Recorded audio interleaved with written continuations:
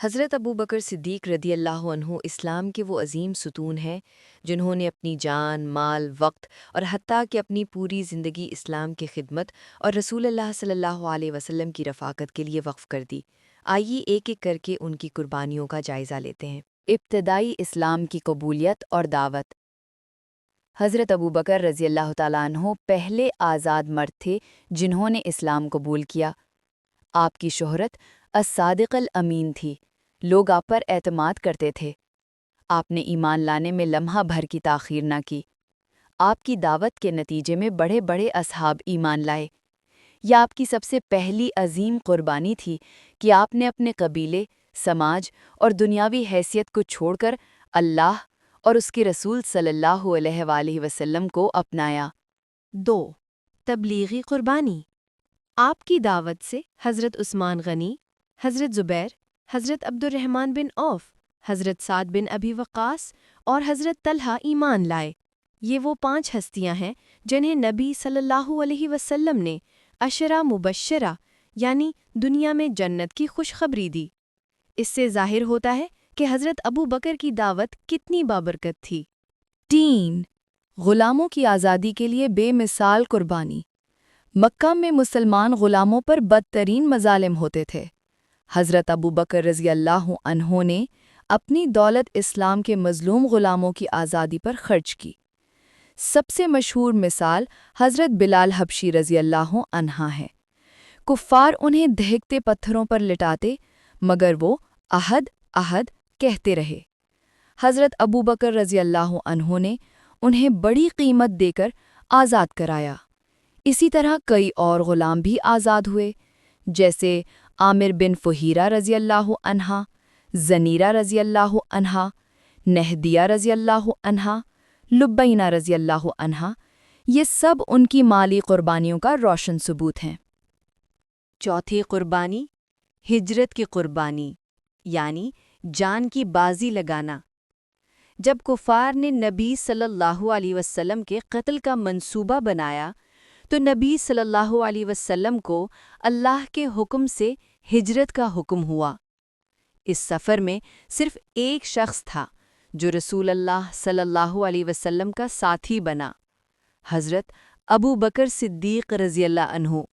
غار سور میں 3 دن تک رسول اللہ صلی اللہ علیہ وسلم کے ساتھ رہے۔ جب دشمن قریب آیا اور بس ایک نظر ڈالنے کی دیر تھی تو ابو بکر رضی اللہ عنہ نے پریشانی سے کہا کہ یا رسول اللہ صلی اللہ علیہ وسلم، اگر ان میں سے کوئی اپنے قدموں کے نیچے دیکھ لے تو ہمیں دیکھ لے گا۔ نبی صلی اللہ علیہ وسلم نے جواب دیا، اے ابو بکر، غم نہ کرو، اللہ ہمارے ساتھ ہے۔ یہ قربانی اس بات کا ثبوت ہے کہ حضرت ابو بکر رضی اللہ عنہ اپنی جان ہتھیلی پر رکھ کر رسول اللہ صلی اللہ علیہ وسلم کے ساتھ کھڑے تھے۔ 5ویں غزوات میں قربانیاں۔ غزوہ بدر، احد اور دیگر غزوات میں ابو بکر رضی اللہ عنہ نے بڑھ چڑھ کر حصہ لیا۔ بدر میں انہوں نے اپنے بیٹے عبد الرحمن کے خلاف بھی صف بندی کی جو اس وقت مسلمان نہ تھے۔ یہ اسلام کے لیے سب سے بڑی قربانی تھی کہ باپ بیٹے کے مقابلے میں آ گیا۔ 6 چیز، مالی قربانیاں، خصوصاً غزوہ تبوک میں جب رسول اللہ صلی اللہ علیہ وسلم نے صدقہ دینے کی ترغیب دی تو حضرت عمر رضی اللہ تعالیٰ عنہ نے آدھا مال دیا اور حضرت ابو بکر رضی اللہ تعالیٰ عنہ نے پورا گھر خالی کر دیا۔ رسول اللہ صلی اللہ علیہ وسلم نے پوچھا، ابو بکر، اپنے گھر والوں کے لیے کیا چھوڑا؟ جواب دیا، اللہ اور اس کا رسول صلی اللہ علیہ وسلم۔ یہ قربانی صرف مال کی نہیں بلکہ ایمان کی انتہا تھی۔ رسول اللہ صلی اللہ علیہ وسلم کی محبت اور دفاع۔ ایک مرتبہ مکے میں نبی صلی اللہ علیہ وسلم کو مشرکین نے زخمی کیا۔ حضرت ابو بکر رضی اللہ تعالیٰ عنہ دوڑ کر آئے اور دشمنوں کو ہٹایا، یہاں تک کہ خود بری طرح زخمی ہو گئے۔ ان کی وفاداری اور محبت بے مثال تھی۔ 8. خلافت کے دور میں قربانیاں۔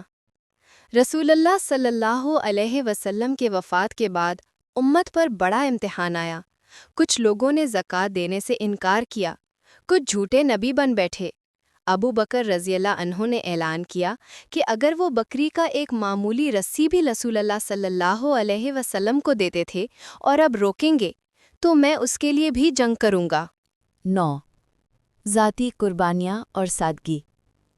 خلیفہ بننے کے بعد بھی شروع میں خود بازار جانے لگے تاکہ گھر کا خرچ چلا سکیں۔ بیت المال سے اتنا ہی وظیفہ لیا جتنا ضرورت کے لیے کافی تھا۔ وفات کے وقت وصیت کی کہ جو کچھ بیت المال سے لیا ہے وہ واپس کر دیا جائے۔ دنیاوی عیش و آرام سے بے نیاز ہو کر پوری زندگی دین کے لیے وقف کر دی۔ 11ویں اپنی اولاد کی قربانیاں۔ حضرت ابوبکر نے اپنی اولاد کو بھی اسلام کے لیے وقف کر دیا۔ ان کے بیٹے عبداللہ رہے جو ہجرت کے سفر میں غار تھور کے قریب رات کو خبریں پہنچاتے اور صبح کسی کو پتہ نہ چلنے دیتے۔ ان کی بیٹی حضرت اسما بھی رہیں جو دات النطاقین کہلائیں، کیونکہ انہوں نے اپنی کمر کا کپڑا پھاڑ کر کھانے کا سامان باندھ کر نبی صلی اللہ علیہ وسلم تک پہنچایا۔ یعنی ابوبکر نے صرف اپنی ذات نہیں بلکہ اپنی پوری اولاد کو اسلام کی خدمت پر لگایا۔ ایمان کی قربانی۔ ہر حال میں رسول صلی اللہ علیہ وآلہ وسلم کی تصدیق۔ نبی صلی اللہ علیہ وآلہ وسلم کو جب معراج کی خبر دی گئی تو کفار نے شور مچایا۔ وہ حضرت ابوبکر کے پاس آئے اور کہا، کیا تم مانتے ہو کہ محمد صلی اللہ علیہ وآلہ وسلم ایک ہی رات میں بیت المقدس اور آسمانوں تک گئے؟ آپ نے جواب دیا، اگر محمد صلی اللہ علیہ وآلہ وسلم نے کہا ہے تو یہ بالکل سچ ہے۔ اسی دن سے آپ کو صدیق کا لقب ملا۔ یہ قربانی ایمان کی ہے کہ بغیر کسی دلیل یا سوال کے فوراً نبی صلی اللہ علیہ وآلہ وسلم کی بات پر ایمان لے آئے۔ اپنی جان کو بار بار خطرے میں ڈالنا۔ مکہ میں ایک مرتبہ مشرکین نے نبی صلی اللہ علیہ وسلم پر حملہ کیا اور آپ کو زخمی کر دیا۔ حضرت ابوبکر رضی اللہ عنہ دوڑ کر آئے اور دشمنوں سے لڑے۔ وہ خود اتنے زخمی ہوئے کہ بے ہوش ہو گئے۔ کئی دن تک ان کا چہرہ سوجا رہا۔ ہوش آنے کے بعد سب سے پہلا سوال کیا کہ رسول اللہ صلی اللہ علیہ وسلم کیسے ہیں؟ یہ قربانی محبت اور وفاداری کی سب سے بڑی دلیل ہے۔ اپنی عزت اور مقام کی قربانی۔ حضرت ابو بکر رضی اللہ تعالیٰ عنہ قریش میں عزت دار سردار تھے، مگر اسلام قبول کرنے کے بعد ان پر بھی طنز اور ظلم ہوا۔ کفار نے ان کا بائیکاٹ کیا، کاروبار اور تعلقات ختم کر دیے، لیکن انہوں نے سب کچھ برداشت کیا اور ایمان پر ڈٹے رہے۔ ایک وقت ایسا بھی آیا کہ وہ حبشہ کی طرف ہجرت کے لیے نکلے، مگر اللہ نے انہیں واپس بلا لیا تاکہ وہ اسلام کے لیے اور بھی بڑی خدمات انجام دے۔ حضرت ابوبکر رضی تعالیٰ عنہ کا خوف خدا 15۔ خلیفہ بننے کے بعد آپ کے دل پر ہمیشہ یہ خوف رہتا کہ کہیں آپ اللہ کے حضور جواب دہ نہ ہو سکیں۔ ایک مرتبہ فرمایا کہ کاش میں ایک درخت ہوتا جسے کاٹ دیا جاتا اور میرا حساب نہ ہوتا۔ ایک مرتبہ فرمایا کہ کاش میں ایک پرندہ ہوتا جو اڑ جاتا اور ختم ہو جاتا اور قیامت کا حساب نہ ہوتا۔ یہ قربانی اس بات کی دلیل ہے کہ وہ دنیاوی عہدے اور طاقت کو بوجھ سمجھتے تھے، نعمت نہیں۔ اپنی اولاد کو رسول اللہ صلی اللہ علیہ وسلم پر مقدم نہ کرنا۔ غزوہ بدر میں حضرت ابو بکر رضی اللہ تعالیٰ عنہ کے بیٹے عبد الرحمن، جو اس وقت مسلمان نہیں ہوئے تھے، دشمنوں کی صف میں تھے۔ بعد میں عبد الرحمن رضی اللہ تعالیٰ عنہ اسلام لے آئے اور اپنے والد سے کہا کہ ابا جان، بدر میں کئی بار موقع تھا کہ میں آپ کو تلوار سے مار سکتا تھا، مگر میں رک گیا۔ حضرت ابو بکر رضی اللہ تعالیٰ عنہ نے جواب دیا کہ لیکن اگر مجھے موقع ملتا تو میں کبھی نہ چھوڑتا۔ یہ قربانی اس بات کی ہے کہ ایمان اور رسول اللہ صلی اللہ علیہ وسلم کی محبت اولاد پر بھی مقدم تھی۔ 17 رسول اللہ صلی اللہ علیہ وسلم کے وصال پر قربانی۔ جب نبی صلی اللہ علیہ وسلم کا وصال ہوا تو مدینہ میں کہرام مچ گیا۔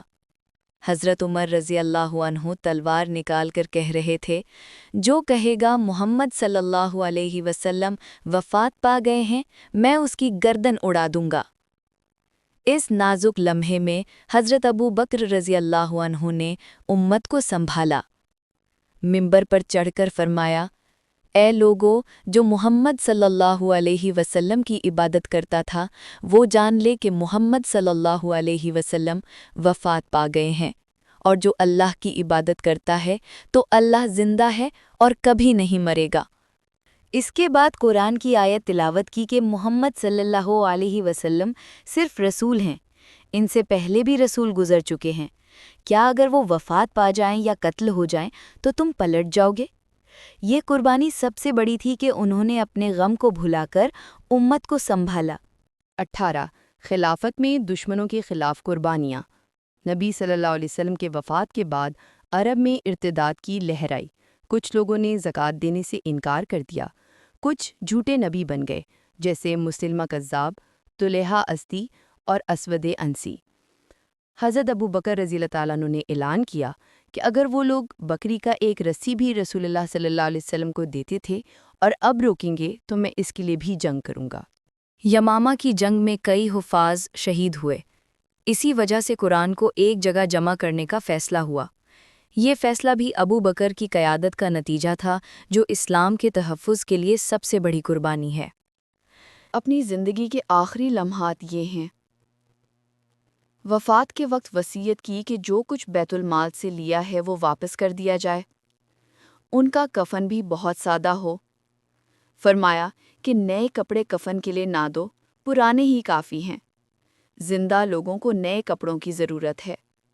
یہ دنیا سے بے نیازی اور آخرت کی فکر ان کی آخری قربانی تھی۔